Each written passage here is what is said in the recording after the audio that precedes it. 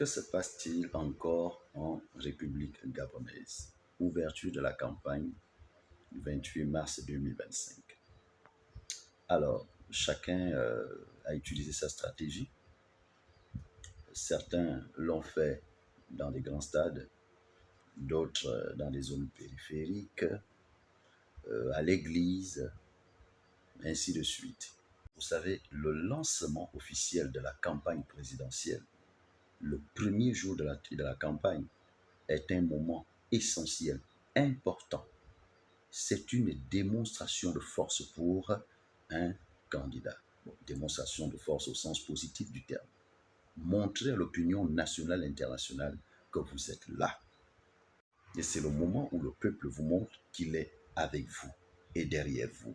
On ne lance donc pas sa campagne n'importe où et n'importe comment. Sinon, ce serait de l'amateurisme politique pur et dur. Par exemple, si vous choisissez de faire du porte-en-porte le premier jour du lancement de la campagne, c'est que vous êtes vraiment un amateur. C'est que vous savez simplement parler, mais vous n'avez aucune stratégie d'attaque en termes d'élection. Normalement, lorsque vous êtes entouré d'une équipe assez futée, la technique du porte-en-porte devrait se faire 1 an avant, 6 mois, sinon 6 mois avant la campagne. Cela vous permet de parler avec les citoyens, les écouter, parler, échanger, essayer de voir ce que vous pouvez faire, rassurer. C'est maintenant, après avoir fait le tour, pas seulement le tour du quartier, mais le tour de Libreville, pas seulement le tour de Libreville, le tour des 9 provinces. C'est à partir de ce moment qu'au lancement de la campagne, vous allez inviter les citoyens parce que vous êtes porteur d'un message. Un message de reconstruction de la nation. Un message qui doit se comprendre ici comme une réponse réaliste et non populiste aux préoccupations des citoyens qui sont venus vous écouter.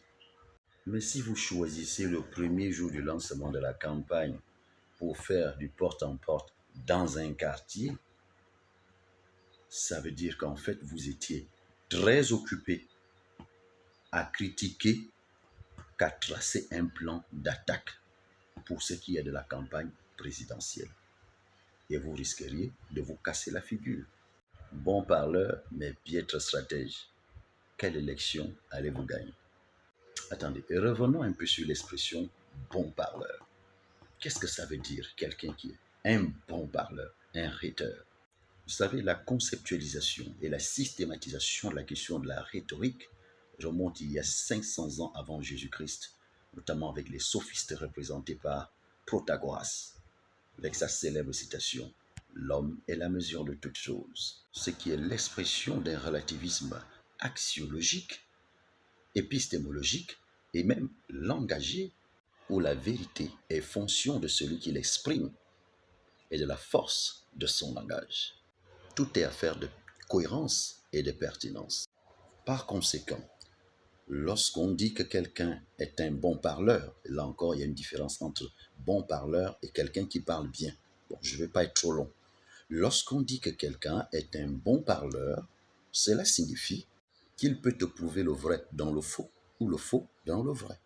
En d'autres termes, il peut même te mentir sans que tu ne t'en rendes compte, au point de te faire adhérer au mensonge, croyant que tu es sur le droit chemin. Mais quel est ce bon parleur qui, à chaque fois qu'il prend la parole en public, on sait déjà qu'il ment? Alors dans l'imaginaire d'un Gabonais, en fait, un bon parleur, c'est celui qui vient te mentir sur ce que tu sais déjà. Normalement, ce n'est pas ça un bon parleur. Un bon parleur, c'est celui qui, lorsqu'il te parle de quelque chose, même si la chose est fausse, vous avez l'impression qu'il dit la vérité. C'est ce qu'on appelle un bon parleur. La vérité, c'est qu'à l'époque d'Ali, le mensonge était presque légal. Donc, quand un chef administratif vient mentir, vous ne pouvez rien y faire. Vous acceptez. On va encore faire comment? Et ils sortent de là avec l'illusion d'avoir bien parlé. Mais regardez aujourd'hui, la plupart des bons parleurs sont mis en minorité. C'est simplement parce que les temps ont changé. Le Gabonais a déjà le courage. Quand vous mentez, vous dites que vous êtes en train de mentir. Les temps ont changé. Bienvenue dans le Gabon de la Ve République, là où les mots seuls ne suffisent pas. Le mensonge ne suffit plus. La médisance, les insultes et autres, ça ne suffit plus. Ou les lives sur TikTok. On a besoin de savoir ce que vous aviez fait avant et ce que vous comptez faire maintenant et pour le futur. C'est ça qui nous intéresse. Tu entends seulement que on peut tout lui dire, mais il parle bien. Hors sujet. On n'a plus besoin de celui qui dit. On a besoin de celui qui a fait et qui fera. Pas celui qui a dit et qui dira.